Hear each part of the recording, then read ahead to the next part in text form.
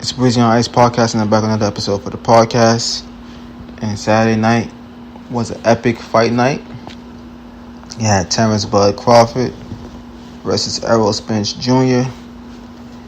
Highly anticipated match, 5 years in the making. We know about the, he's across the street thing, and I'm gonna go collect the belts. And then I'm going to see Terrence Crawford at the end. Well, we glad that we got to see that, Terrence Crawford and Errol Spence. But it didn't play out the way many thought it would play out. I mean, I had Bud winning since 2018. When I seen the interview, I seen that little interaction that they had. I felt like Terrence Bud Crawford was going to beat him anyway. I didn't think he would make it look easy the way he did, on Saturday night. I do believe that Terrence Crawford was prepared for every version of Errol Spence Jr. that he was going to get. But that Errol didn't show up. The Errol that beat down Ugas was standing in front of him. That Errol Spence didn't show up, We didn't see that Errol Spence. We seen Errol Spence come out in the first round. I think a lot of people gave Errol the first round. But after that, Errol got a thorough ass whooping. After that, a thorough ass whooping. He got his ass beat from round 2 all the way to 9. And I think Crawford was like, okay, I know he's going to come with something. I know he's going to come with something, especially in the championship rounds. Errol is a dog in the championship rounds. Now, you cannot take that away from him. When the championship rounds come, usually Errol turn up the heat. Errol finds a way to turn them championship rounds into hell. And if you beat him in them championship rounds, then you beat him. But so far, no one has beat Errol below the post but Terrence Bud Crawford. And Errol's a great champion. He was a great champion. Gotta give Errol his credit. Things didn't go as planned. Even though I had EJ losing at this point, but things didn't go as planned. I did think it would have been. I did thought it would be a little bit more competitive. I did think that Errol would have had some rounds that would have been his rounds, or that there would have been a lot of swing rounds, a lot of close competitive action. There was none of that. I think maybe 5 years a little too late. Maybe if he'd have caught Terrence Crawford earlier, we might be talking about the same thing happening, but maybe a little bit more competitive. I don't see how Errol make adjustments and beat Terrence Crawford. I don't think he can beat Terrence. I think Terrence is that guy he can't beat. Now, anybody else that get in there, I think Errol will beat him. But Terrence Crawford is the guy I think that got his number. And I think Terrence Crawford had his number since that interaction in 2018. Terrence Crawford basically told him in 2018 that none of that shit that he does to everybody else is going to work against him. Terrence Crawford told him, all that going to the body shit is not going to work against me. Terrence Crawford told him, I'm going to stop you. Terrence Crawford told him he's going to make him do the stinky leg. And, Terrence Crawford just told him, what it was going to be. And Errol is so used to walking guys down that when walking Terrence Bud Crawford down didn't work, he didn't know what else to do. He really didn't know what to do. He was just trying to make something happen. He tried to lunge forward, Errol didn't make any adjustments. Errol didn't try to set no traps. Errol didn't try to say, okay, being that, the fight is going this way, maybe if I bait him into coming forward, I can hit him with something. Maybe if I, and this was Errol Spence' biggest problem, that he's slew-footed. He's flat-footed. Errol footwork is not good. Terrence Crawford had the advantage as far as the footwork. A lot of people thought Terrence was going to run from him. Nah, Terrence stayed in front of him, used his angles, move side to side, step back properly, and just, set traps for Errol and counterpunched Errol. He counterpunched Errol beautifully. Everything he hit Errol with everything flush, man. And like I said, I give Errol Spence credit. He's a tough guy, man. A lot of guys can't withstand that kind of ass whooping. But we know when Terrence got you hurt, he's the best finisher in the business. I mean, just ruthless. He's a shark in there. And Errol hunted the big fish, man. I mean, not Errol. Bud hunted the big fish, excuse me. Terrence Bud Crawford hunted the big fish. And it just wasn't his night. Like I said, I give Errol a lot of credit. He took, I believe he got his first belt he got the IBF belt, right? That was the first belt.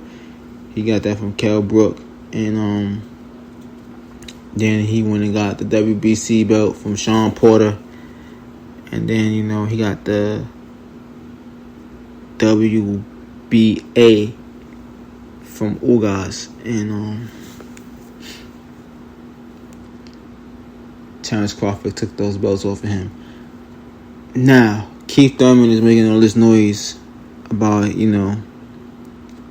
wants to fight Terrence Bud Crawford next, and he wants next. And look, man, Keith Thurman, you didn't even want to fight Errol Spence when Errol Spence was your mandatory. And Drew Titan made a true statement, man, when he said that Errol could have possibly been undisputed, already. That's a true statement. That is a very true statement. Or if he wasn't been undisputed, he would have had all three of them belts by now. But I believe he would have been undisputed by now. Way before now, he'd have been undisputed, and possibly he would have moved up already. Keith Thurman did a lot of shaking and moving and ducking and a whole lot of excuse making, and nobody want to see Keith Thurman. Nobody want to see Keith Thurman in there with Terrence Bud Crawford. Crawford beats his ass, and quite frankly, I believe Errol beats his ass. And if he wants to smoke with any one of those guys, I believe it would have to be at 154. I do think both guys have outgrown the weight class. I can imagine that 147 pounds could be difficult to make. But shout out to both fighters, Errol Spence and Terrence Bud Crawford, for a great fight weekend. No animosity. No bad blood between them. Great sportsmanship between both guys. Like I said, it took 5 years, but it got done. Now, who held up? What side held up? Shit, that doesn't even matter. We had the fight came, we saw it, and they conquered. Do I think Errol Spence should run it back with Terrence Bud Crawford in December? No, I want Errol to get his mind and his body right, heal, get himself together, move up to 154. If he can't get Terrence Bud Crawford in December, if he want to take a light touch in December, if he feel like his body and stuff is ready to take that light touch in December, go to 154, fight somebody at 154, get acclimated, and then holla at Terrence Bud Crawford at 154 later. I do believe that the fight does happen in December. It will be at 154. I think Bud has done what he needed to done at one. He done what he needed to do at 147. There's no need for him to hang around.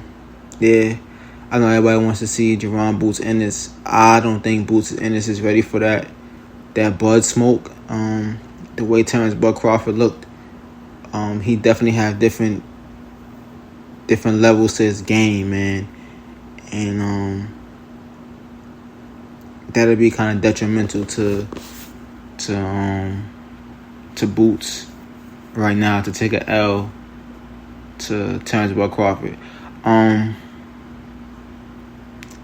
Who else is left for Boots to fight at 147? I don't know. I don't think nobody is really there. If he can get in the ring with the likes of a Keith Thurman and beat Keith Thurman, because I do view Keith Thurman as a gatekeeper at this point, meaning that he's just going to be a name on these young boys' resume. Keith Thurman don't really want no smoke with nobody. Only smoke Keith Thurman want is blowing smoke. He's just blowing smoke. He like to hear himself talk. Keith Thurman is blowing smoke. A guy that nearly got his ass knocked out by Josecito Lopez, but that's another story. And who is weak to the body, which means he's food for a guy like Errol Spence Jr. And that's why he never got in the ring with Errol Spence Jr. Because Errol Spence would have had him on his bike, running for dear life, with the way Errol attacks the body. And Terrence Bud Crawford would have Keith Thurman running for his life. Yeah, nobody want to see that shit, man. Keith just need to either get in the ring or get out the way. But he needs to make up his mind what he's gonna do. Tired of hearing, we all tired of hearing Keith Thurman just talk, man. It's a little bit annoying at this point in time.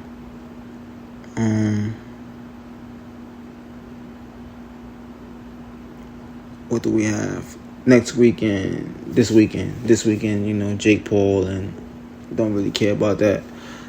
And Nate Diaz. I do want to see Amanda Serrano. I think she take care of business though. And Clarissa Shields and Terrence Bud Crawford are only two people in boxing, right, to ever have in the four belt era to be undisputed in two different weight classes. That's saying something. Him and Clarissa Shields, the GOAT of female boxing. And this is definitely Terrence Bud Crawford era.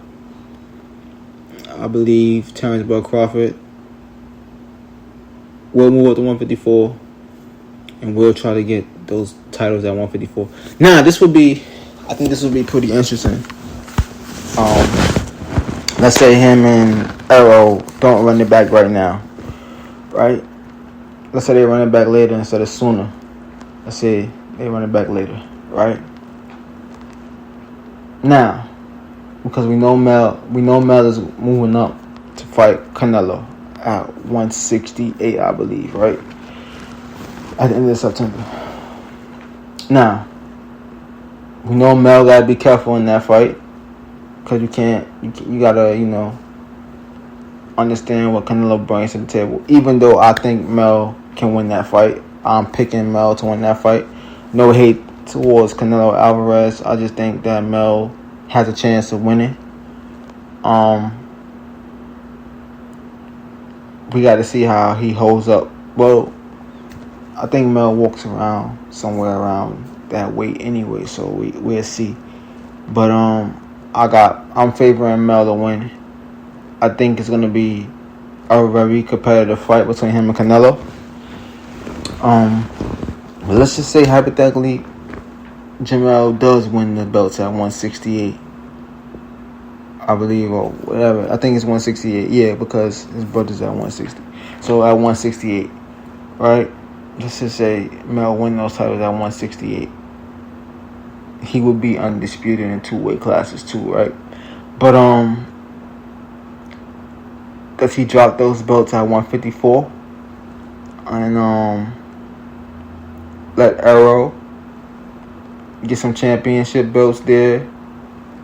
And hell, let's see. Let's just say this happens. Arrow gets 2 belts at 154, right? Bud get 2 belts at 154. Let's just play hypothetical here. I would love to see them fight for undisputed again at 154. I think that would be a great stage setting moment, you know, for both guys to do it that way. That may take a little longer because, you know, when belts are dropped, you know, you got to see how the sanctioning bodies, where would they have who ranked at. But we know, being that Bud is undisputed, he's going to be ranked in the top 2 or 3 at the next weight level. He's going to be number 1 in the WBO or 1 in the sanctioning bodies. And I'm sure Errol Spence would be like somewhere between 3 and 4 in one of those sanctioning bodies too. Number 5 or something like that. He's going to be ranked somewhere too because he just lost his his belts from being unified. So those guys are going to be ranked in the hierarchy of the next weight division, right? Jamel said he still has unfinished business at 154. Right. Now we know Arrow and Jamel is cool. So we know we're not gonna possibly see that fight. Now we can see Jamel and Terrence Bud Crawford getting on. And there is no love lost between those 2 guys. Right? I favor Crawford in that fight.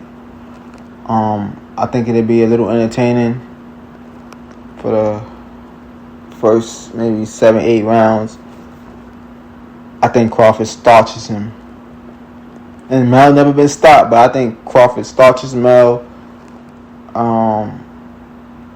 around 9 or 10. Because we all know how Crawford gets down. When he gets you hurt, he's going to close the show. Mel got pop. That's true. Mel got pop. Mel do have pop.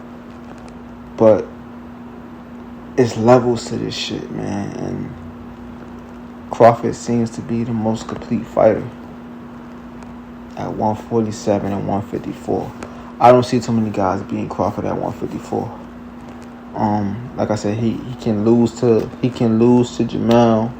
He might lose to Arrow at 154. I don't see nothing changing because of the skill set. Crawford just has the better skill set, and Crawford just has Errol Spence's number. But I would love to see them fight again for undisputed at 154 if that's possible, especially if Jamel takes care of the business and beat Canelo. Because if he does that, then he has no more business to take care of at 154. You know, there's no more business to be taken care of. Now, somebody had to deal with it with Tim Zoots. Even though I think Crawford beats the shit out of Zoot. I even favor Arrow to beat Tim Zoot. I just think Errol Spence would be more acclimated at 154. I think his body would feel better at 154. His body might even possibly feel better at 160. Because we know Errol walks around, Errol's a big guy. He walks around bigger than the weight class. But here's the thing. If you're a fighter, right? and you take the fight game serious, you're never going to go too much above your weight class. So if you fight at 154, right, you'll walk around 160, 165 max, because you know you got to get to 154. You ever be a little bit above or at your weight that you fight at? That's smart to me. You ever be at or a little bit above the weight that you fight at. This way, when you start training and stuff, it's not losing weight training camp. It's actually working on what you need to work on. Getting your sparring in. Keeping your conditioning up. That's the key to being a great fighter. You don't want to balloon 20, 30 pounds past your weight limit, because now you got to cut all that stuff down. Then you got to rehydrate. Then if you don't rehydrate right and you overtrain, you look bad. Then your punch resistance is bad, and then you're all over the fucking ring, right? So I think 154 do Errol Spence a lot of justice. Possibly even 160 would be probably a great spot for him. He's 33 years old. I do think he overstayed his welcome at 147. Part of that could be blamed on Keith Thurman holding shit up when Keith Thurman had the belts and not wanting to fight Errol Spence Jr. And then the 5 years with this mega fight between him and Terrence Bud Crawford. But like I said, we got the fight, so that's in the past. And yeah, I would love to see them fight. Him and Bud fight again at 154. For the belts, it would be a better storyline, a better headline, better storyline. Both guys, champions at a higher weight in a higher weight division, fighting for all the marbles again. I think that will put asses in the seats. But we'll see what happens. But I do just want Errol to recover, get his body right, get his mind right, heal up, move up to 154. That's important that he moved to 154, so he's not weight draining himself. And just stay away from Crawford for now, and see Crawford later at 154. Because I think if he fights Crawford in December, it's just going to be the same thing. He may be physically feeling better, but I just think Crawford's levels is just above his. And it's no knock. Like I said, EJ's a legend in his own right. He was unified at 147. He was unified.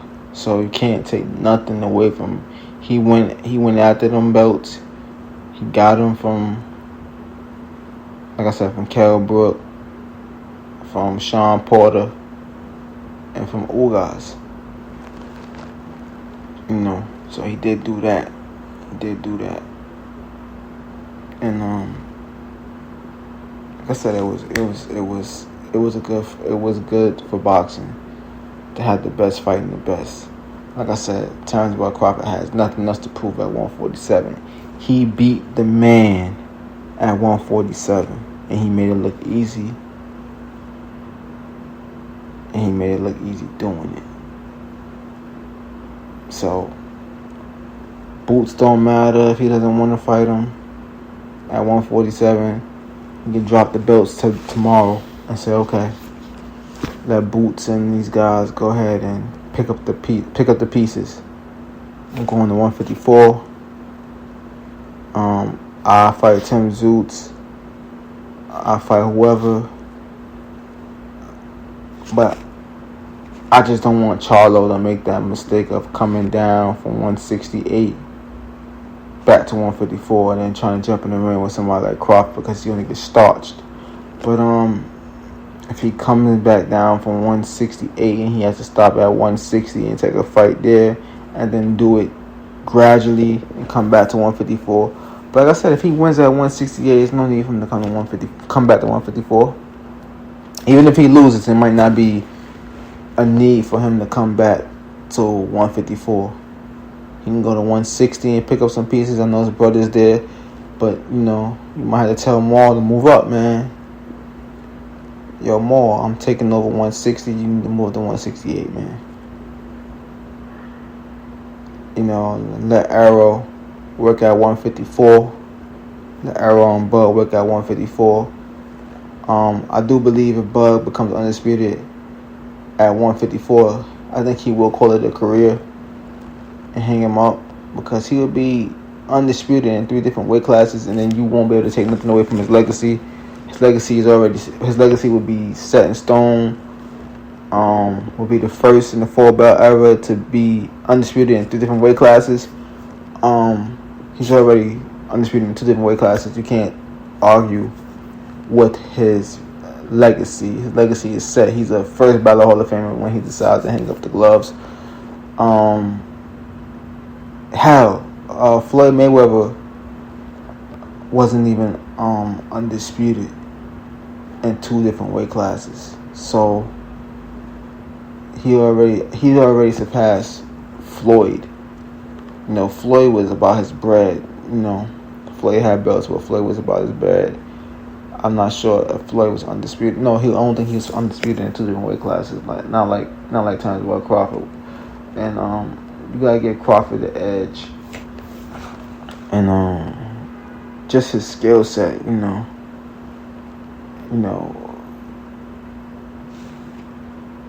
that fight makes you wonder who will win that fight between him and Bud. Bud definitely the more vicious guy. Vicious, spiteful in the ring. Bud is no joke, man, when he's in between the ropes, man.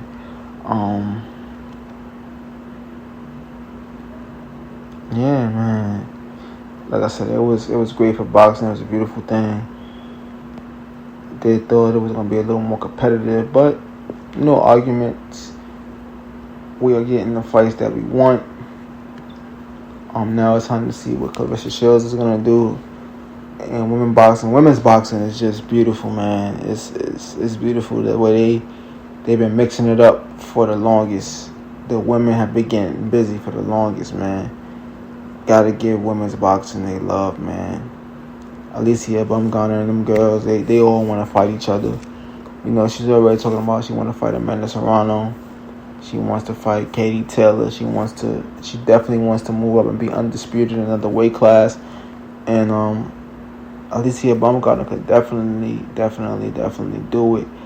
I do think we will see her and Michaela Myers run into each other eventually, possibly at a higher weight class, and possibly for all the marbles too. I mean, if you think about it, Alicia Bumgarner gets a fight with Amanda Serrano, right? Or Katie Taylor or Cameron Chantel or whoever, and beat one of them girls for all they belts. And then, if Myers is in that weight class and she's the next person up to get her opportunity, boom, there's our rematch right there. I say do it in Detroit. In front of Alicia's Bumgarner home crowd again. Do it in Detroit. Maybe do a card with her and Clarissa Shields. That would be dope, with her and Clarissa Shields on the same card in Detroit. Whoever, Clarissa could be the main event and Alicia Bumgarner could be the co-main event. Man, that would be something.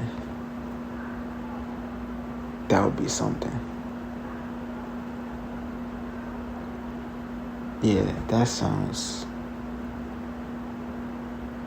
good, man. Never know, it may happen. Man.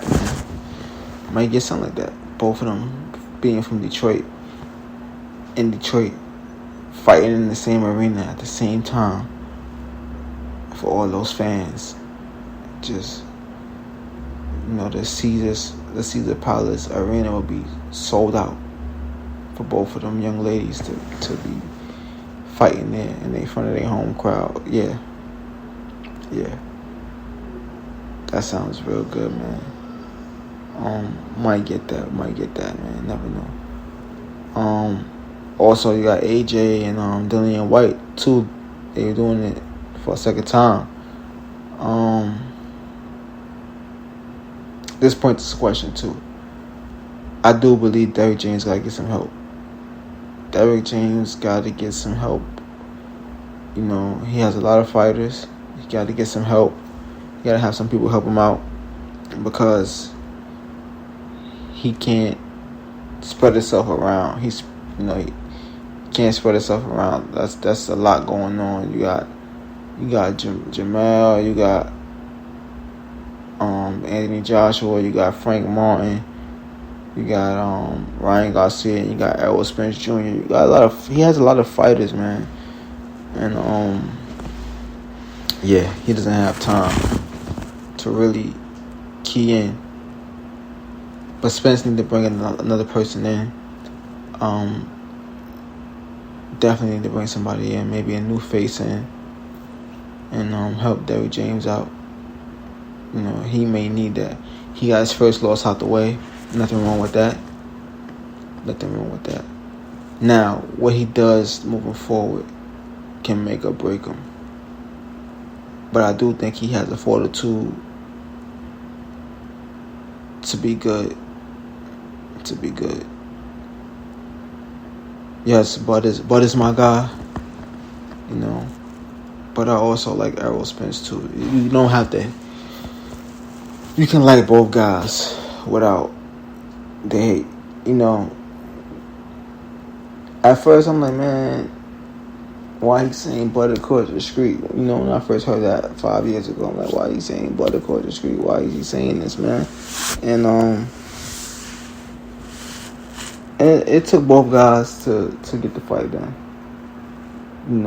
Sometimes as fighters, you do have to say, fuck the promoters, fuck that person, fuck that person. Like, yo, because at the end of the day, only those two guys have to step in the ring and duke it out.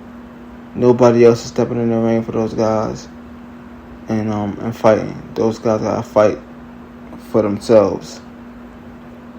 So I'm glad they got it done. And hopefully that this trend continues in men's boxing. Women's boxing have been doing this from the start, man. They've been doing this for a while. They've been mixing it up for a while. You don't have to beg and plead and do all that with women boxing. It just happens naturally. Oh, you got the belt, I want to fight you. Oh, she's a championship. She's a champion. At another weight class, I already dominated this weight class. I'm gonna move up and fight her for her titles. So they've been getting busy on the women's side. The men's side is starting to do it. Starting to see some movement. Dillian, like I said, Dillian White and Joshua was fighting. I believe you have Usyk and Daniel the Boy is supposed to be fighting soon. It's a lot of fights, man. A lot of fights coming up, man. A lot of fights, man. So boxing is the good thing about boxing is all year round. There's no breaks in between. Boxing is all year round. All year round. Basketball, you get a little break. Football, you get a break. Baseball, you get a break. Boxing is the only sport that keeps you in the loop. Having something to look forward to all year round. But I think I went a little too long. But like, comment, and subscribe. Peace and love as always. Breezy out.